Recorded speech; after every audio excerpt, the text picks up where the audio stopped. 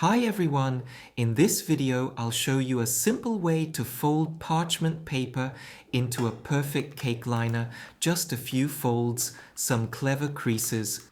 Begin with a square sheet of parchment paper. If it's rectangular, trim it down to a square for the best results. Fold the parchment paper diagonally to form a triangle.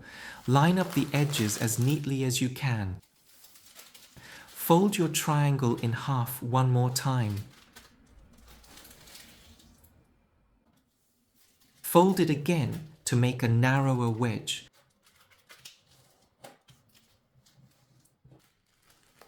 Then fold it one last time.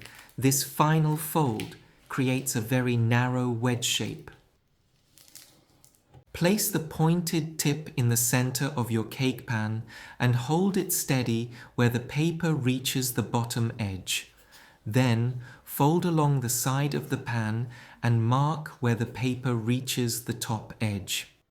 That's where you'll trim it. Unfold the parchment paper. You'll see 16 evenly spaced sections.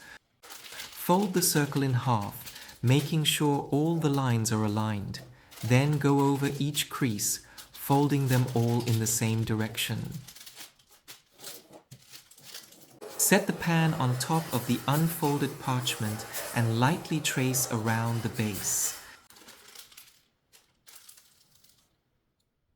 Make a small fold between the guide line and the edge of the parchment.